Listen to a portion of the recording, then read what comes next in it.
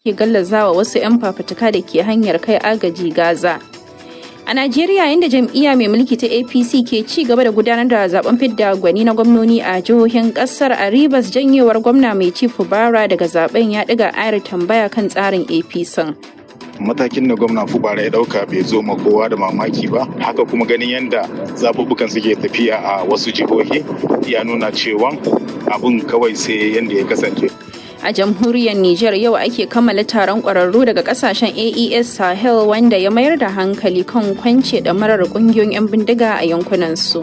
Nijar tana da ƙwarewan da za ta ɗauki wannan abun har ma ta jagoranci wannan aikin. In kun duba ƙasar Nijar, ai ba a harkan ta'addanci na Boko Haram kaɗai bane ba Nijar ta fuskanci abun da ya shafi yaƙi da makami. An yi tawaye a yankin Agadez, kuma duka ƙarshen su ɗin zuwa ne aka zauna aka sulhu.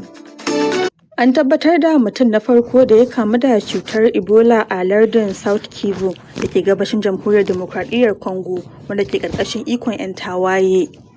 Wani mai magana da yawun ƙungiyar 'yan tawayen M23 ya ce gwajin da aka yi ya nuna an samu mai ɗauke da cutar a babban birnin lardin Bukavu.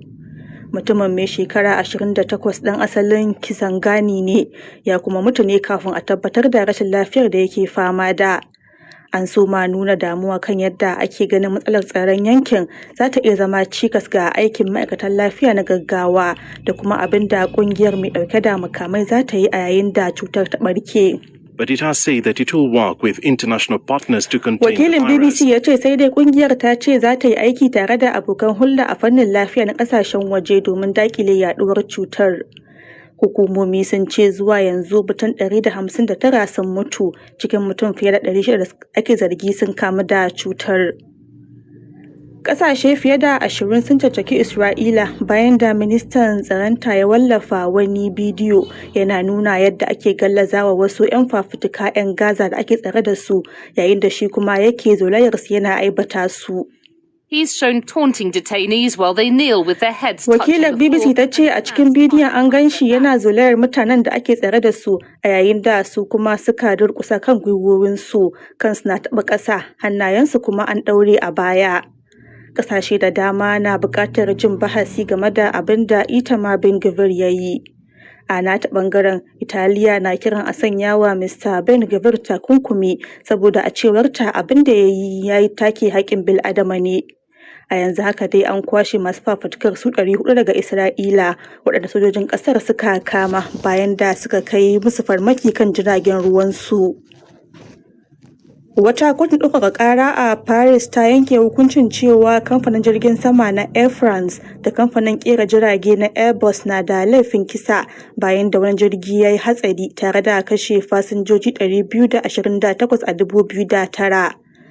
Jirgin samfurin AF447 na tafiya ne daga Rio de Janeiro zuwa Paris a lokacin da ya yi hatsari a kogin Atlantika.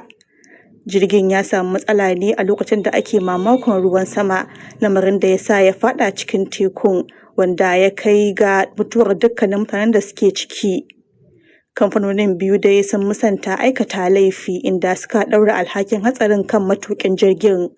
A baya dai wata kotu ta wanke kamfanonin biyu daga laifi a watan Afrilun 2023. To labaran duniyar na zuwa muku ne daga nan sashen Hausa na BBC. Rahotanni sun bayyana cewa babban hafsan sojin Pakistan zai kai ziyara Tehran idan an jima a yau, da nufin shiga tsakani a kokarin samar da zaman lafiya da ake yi tsakanin Iran da Amurka. Kafar yaɗa labarai ta Iran ta ce Asim Munir zai tattauna da manyan jami'an gwamnatin Iran. Ma'aikatar harkokin wajen Iran ta ce tana nazari kan shawarwarin baya-bayan nan da Amurka ta gabatar kan kawo ƙarshen yakin, wanda ministan harkokin cikin gida na Pakistan ya gabatar mata a jiya Laraba. Shugaba Trump ya ce ya baiwa Iran ɗin 'yan kwanaki ta amince. Ma'aikatar harkokin wajen Ghana ta ce an ɗage shirin kwashe 'yan ƙasar da ke Afirka ta kudu da wasu 'yan kwanaki. Ma'aikatar ta ce tana aiki da hukumomin Afirka ta kudun domin tantance fasinjoji fiye da 800 waɗanda suka nemi komawa gida sakamakon ƙaruwar zanga-zangar kyamar baƙin haure. Tun da farko dai ma'aikatar ta ce za ta kwashe 'yan ƙasar su 300 ne a safiyar yau Alhamis. The South African government has condemned any violence and criminal acts directed at Wakilar foreign BBC ta ce gwamnatin Afirka ta Kudun ta yi Allah wadai da rahotannin hare-hare da kuma musgunawa 'yan kasashen waje da ake yi a kasar, inda ta ce wannan ba shine ra'ayin 'yan Afirka ta Kudu ba ko kuma manufofin gwamnati. To ƙarshen labaran duniyar kenan. To madalla a gaishe ki Aisha Aliyu Jafar da labaran duniya daga nan sashen Hausa na BBC.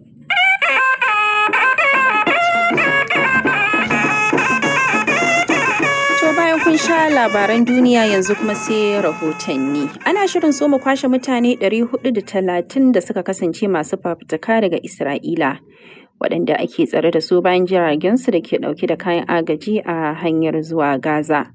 An yi ta suka da mayar da martani kan bidiyon da ya rika yawo wanda ministan tsaron Isra'ila ya wallafa yana kalaman cin zarafi kan masu fafutukar. Ga fasarar rahoton Yolande Neal.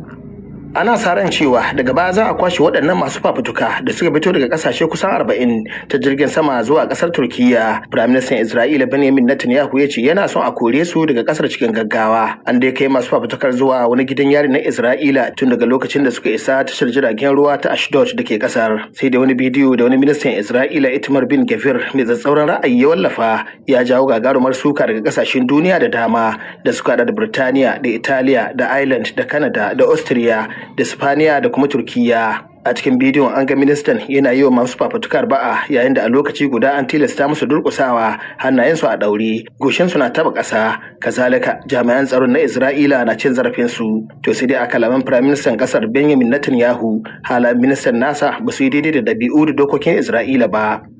To madalla a gaishe ka Zubairu Ahmad da fassarar wannan rahoton.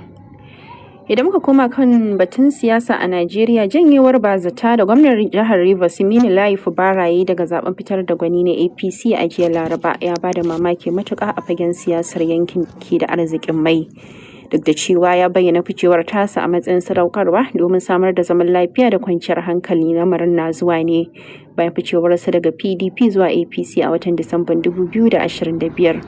Ana zargin tsohon gwamnan Yansan Wike wanda suke takun saƙa da shi da kitsa wannan tuggun da ya hana gwamna Fubara samun takara a jam'iyyar ta APC, wani zargi da ya nisanta kansa da shi. Ga dai ci gaban wannan rahoton daga wakilinmu na Lagos Umar Shehu Leman. Wannan ya faru ne bayan da kwamitin ya soke daukacin 'yan takara 32 na majalisa da ke marawa gwamnan baya yayin da aka wanke bangaren da ke biyayya ga Yanzu Wike karkashin Macin Amehule. Don haka janyewar Fubara ta kasance tursasawa, ya zaɓi ya fice da kansa maimakon ya bari tsohon ubangidansa ya yi masa tutsu na ƙarshe a cikin inuwar jam'iyyar APC. Duk da cewa dama ya fita ne domin samar da zaman lafiya a jihar da yake son mulki karo na biyu. Wannan takaddama ta siyasa ita ce ta bayyana a zahiri ta yakin wane ne ba na nuna karfin iko tsakanin gwamnatin Fubara da tsohon ubangidansa Yanzu Wike wanda shine ministan babban birnin tarayya Abuja. Ministan ya sha alwashin ganin ƙarshen siyasar gwamnatin Fubara tun bayan da suka fara takun saƙa sama da shekara 2 kan wane ne ke da wuƙa da nama a siyasar jihar Rivers.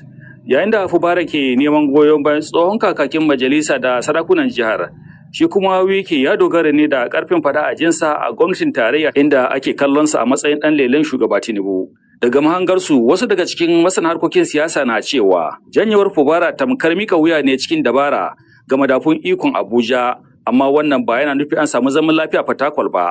Alhaji Hayawunti, wani mai bibiyar siyasar jihar Niger Delta ne, ya bayyana cewa al'ummar jihar na ci gaba da nuna rashin jin daɗin su kan wannan lamari. Matakin da gwamna Fubara ya ɗauka bai zo ma kowa da mamaki ba, ganin abin da ya faru a makon jiya wajen tantance 'yan takara inda ya fito rai a bace. Haka kuma ganin yadda zaɓuɓɓukan suke tafiya a wasu jihohi ya nuna cewa abun kawai sai yadda ya kasance, don haka ya dauki wannan mataki.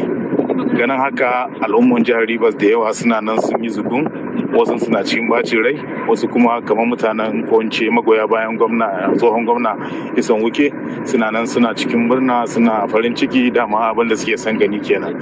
Ga al'umma magoya bayan gwamnan jihar Rivers Siminalayi Fubara, su kuma kananan an yi jigun, kowa da cikin bacin rai da shi kansa gwamna din da kuma bacin rai kan abin da ya faru, ganin cewa gwamnan ya kasa tsayawa ya yi fada yadda ya kamata domin ya kwaci yancinsa.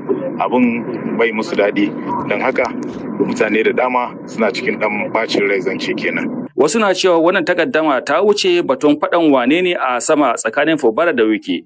tana wakiltar babban jarrabawa ga makomar demokuraɗiyyar Najeriya. Hasashe na nuna cewa dabarar da ta rage wa Fubara a yanzu ita ce, ko dai rungumi kaddara ya ci gaba da zamansa a jam'iyyar APC da ta kwance masa zane a kasuwa, ko ya koma tsohuwar jam'iyyarsa ta PDP, ko kuma ya shiga sauran jam'iyyu masu tashe da ke fafatawa da jam'iyyar APC a hali yanzu. Umar Shehu Leman, BBC Hausa daga Lagos a Najeriya. To har wa yau dai a Najeriya jam'iyya mai mulki ta APC na ci gaba da gudanar da zaben fidda gwani na gwamnoni a jihohin kasar. A wasu jihohin dai ana ci gaba da tabbatar da 'yan takarar gwamna da aka amince